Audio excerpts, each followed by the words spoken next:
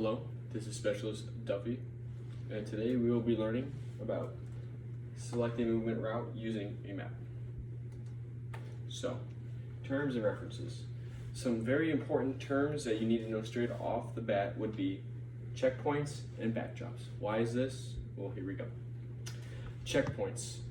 You would need checkpoints when it comes to points of references. Let's say you are in a heavily wooded area and you check your map and you're able to choose a draw or a small stream or creek or river on your way to your point of interest. So you add checkpoints along the route to set an area of understanding and a place to remember if you're still on track or not. The reason why you add backdrops into your route to your next area of interest would be, let's say you go too far to one of your checkpoints and you added a backdrop to your checkpoint, you'd be able to know that, oh, this is the spot I went too far. You can backtrack, turn around, go back, find the place, and then continue on to your route that you needed to go. Now we're going to get into dead reckoning. Dead reckoning. What is it and why do you need it? So, dead reckoning is always something you need to have handy. Dead reckoning is from where you were standing at that moment in time to your straight point of reference and your point of interest in your route. So you could be, before you were to set off on step, use dead reckoning to see where, if, as the crow flies is the saying, where your point A to B straight across all land to your point. So while setting your references, your checkpoints, and your backdrops, and when you end up going on step, use dead reckoning to be a place of where you can maybe change your route to hit the point earlier and without complications of terrain association and terrain features that could actually slow you down at the end. Next, terrain features. Why include terrain features and why are they so very important? So, using terrain features not only helps you understand the land that you are in, if foreign and some places you're not used to, it also helps you get an idea of where, again, going back to the first slide, where you can use checkpoints and backdrops. So you are en route to your new position where you need to go with movements, and you see a giant hill or a mountain, let's say, and then you're able to use your terrain features that you studied and learned to then find other routes that may be a little bit more difficult, but a lot time savvy and a lot safer if it came to a foreign enemy's land. And the 5 major terrain features would be, check the screen and check on your PowerPoints given to you. They are hills, ridges, saddles, draws, and spurs. My Hidden Valley Ranch dressing. Then the minor features are cliffs, depressions, and valleys. So 5 major is the reason is they're the most common known terrain features that you would see, let's say where I'm stationed, Fort Benning, and or most places in the United States. All right, tools and supplies needed.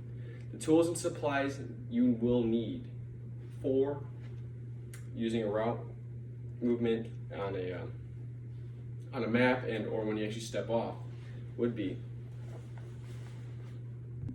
now, some instruments you will need, tools you will need, and resources to complete the mission at hand and to be able to hit your next area of interest and your objective. Let's start with one of the most important ones, the compass. The compass is your lifeline when it comes to marking your correct distance, being able to check your azimuth, being able to shoot your azimuth and everything. This is your lifeline when it comes to being a scout and when finding your route and your movements needed to get to your next position. Next,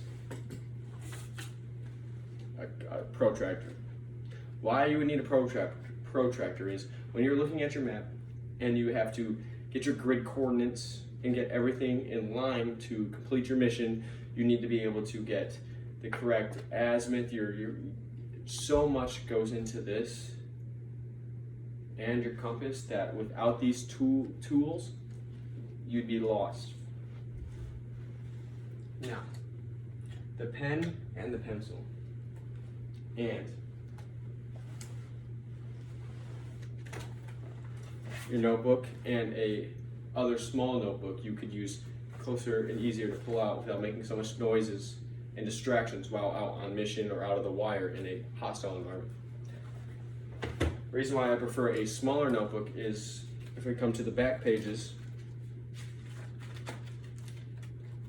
you're able to find measurements in meters and the English of linear measurements as in inches, feet, miles.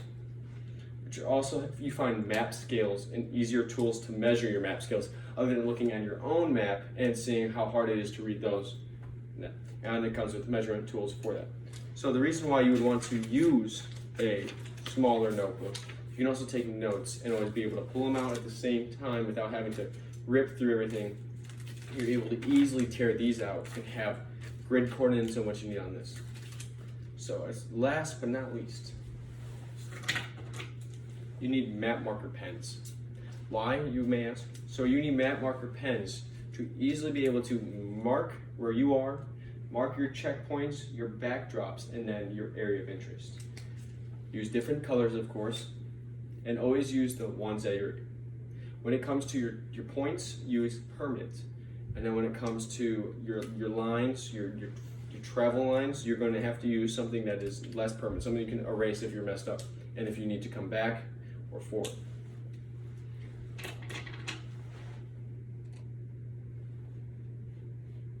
Next. Things to always keep track of while on a mission and while using land navigations for route movement. Always remember a pace count. Before you step off on your mission, you always need to have a good solid pace count. You also have to set 2 pace counts, most people forget. First pace count would be on straight gravel without any obstructions, trees, debris, whatever it may be. And you always it's always you take your dominant foot and you count the opposite of, so it'd be 1, blank, 2. Why is that? So when your dominant foot is the one that steps the most. And then you go to 100 steps. Usually, if you can count 100 steps by opposites, let's say. So for myself, it is 70 or 63 steps to hit where I need to hit my marker. Usually when it comes to training purposes, like at Red Diamond on Fort Benning, they have the starting mark and then you have your ending mark. So 63 on straight, and then when it comes to the second choice of setting your pace count, with it being off the road with some debris, some trees, some branches, it's 74. So always remember, there's always going to be 2, and you're never going to get the perfect land you need to when it comes to setting a pace count and keeping track of pace count.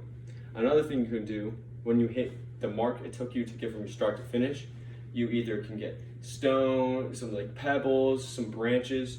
When you do, myself, I usually wrote down in a notebook, just pulled it out real quick, where I stopped, wrote a 1 in Roman numerals 1 through 5. So every time I hit my mark for the start, mark, and then I restart my pace count. Some people will usually can put stones in their pocket, some pebbles in their pocket, twigs, whatever it may be most comfortable for you. Just please don't forget having a pace count. Next, terrain features with reference to map / identify with your eyes if you are lost and check up on your map. What I mean by that is, let's say you get distracted and you thought you lost count and everything. Always check your map to read your terrain features and something you're near at, where you believe you are. So go back to your last counted pace count and be able to look at that and be like, okay, so this is where I'm at. And I can see by terrain features of my map, I can also read the terrain features in front of me with my face. And if you're not able to do that, where is your backdrop? If your backdrop matches your terrain, just come back. Always come back to where your last known pace count would be. And another thing, choose an attack point. And what I mean by choose an attack point, that will put you no farther than 200 to 300 meters of your actual area of interest, your next marked zone. And what I mean by that, you're doing great, you're getting close, you passed your checkpoints, you had no backdrops. Choose your attack point as in, you have to make sure that if you've had no problems, no discrepancies, nothing when it came to your full ruck towards your next point, you always put it 200 to 300 meters out on each directions of the, like, let's say a compass. You got your north, your south, your east, your south, and your west. You go 200, 300 meters too far, you can turn around because you made that a backdrop, your attack point to turn around. You go too far, you found your southern backdrop. You hit to the west and you hit your western. Then you hit your east. But between that, you'll know. Then you can remember, you can check your map. You mark those points to where your attack points met, and you always meet them in the middle. And then at that point, you'll be able to pinpoint the position you needed. So now let's begin. On the screen, you'll see a map and on your table, you'll see a map printed off at the screen of the position where you start, with a box with the word U, an arrow of an undisclosed amount of distance, with a triangle pointing to your area of interest. What I would like you to do is find your attack points, your checkpoints, and backdrops. And then we can come back and then we can check our answers. And why do you think we want to know everyone's opinion on your backdrops and your checkpoints and your attack points? Well, not everyone thinks the same, of course. Everyone has their own opinions to get to the point, the area of interest, and your next position you need in a different form. So let's say, choose the next slide, right? You gotta think about it. Yes, it's a blank slide, and it just says the same thing I just repeated. The reason why you need to do this is that without brainstorming with your own squad when it comes to being out in the field, you're never going to be able to know. Let's say Private John Doe finds a better way to pass a stream or a creek, and then if you don't use that, you take more time, mission essential stuff out of the way. You lost time to set up your AO, to set up your screen. No matter what it may be, you always have to listen. Be back to the leadership part, selfless service, and being open-minded. So take that into consideration. When we finish this part, we will come back and see what everyone came up with. All right, everyone, welcome back after your 10-minute break. So, after discussing with many of you and reading over the material you guys placed on your own map and gave to me, this is the map. Sorry for my bad handwriting, but here's the map that I most commonly saw, so I sketched it myself, put it on the slideshow. So, dead reckoning without any backdrop, most common markers. So, what you see is, this is where our start point was, just like in the previous slides. And the dead reckoning shot from point A to point B with the azimuth was right here at the top of this other hill. So we started near the top of this hill. So, like most you guys sketched out yourself, start at the top, near the top of this hill, shoot our azimuth across, and come to this point B, the main area of interest. So, in the beginning, when we all stood up our own little stations, you get 5 minutes to get your compass out, you set your everything, you get your own protractor out, you sketch everything out, markers, pens, pencils, take your notes included, and then you gotta go. So after you guys did that, we came up with this. Checkpoints and backdrops in play. So, like I said earlier, sorry for the terrible penmanship, but what we had was people were coming down the hill, coming across the creek, this stream right here, and then following the railroads and coming across. So we had 2 checkpoints, or 1 checkpoint and 2 backdrops included. So the first checkpoint is where the railroads met. So with the railroads that met, everyone, mostly in our class today, put it to take that left, to cut across from having to worry about the heavy incline of the hill in front of us. And so with coming across to our left after the 2 railroads met, you're able to come steep right after hitting your first backdrop. Would have been a very high peak compared to the hill we had to go. So you would take that right when it started to very much increase in the incline, and then continue straight.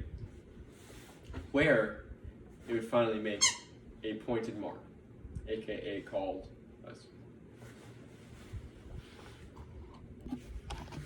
Correct.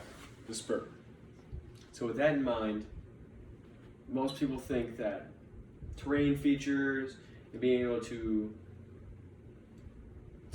place points on plot maps and everything and be able to read maps is more of more science. No, it's an art, and everyone can learn this art.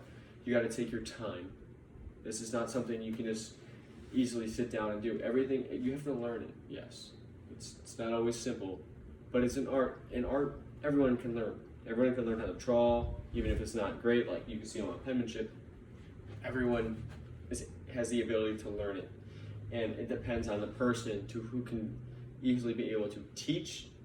Not only that, be able to get the mission done with the information they have.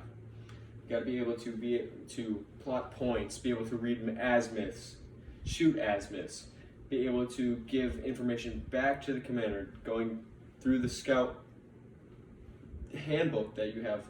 Excuse me. It's an artwork. It's an art. So with that in mind, in the later days coming, with what you learned today in my class, I would like you to report back and tell me how you did. Thank you.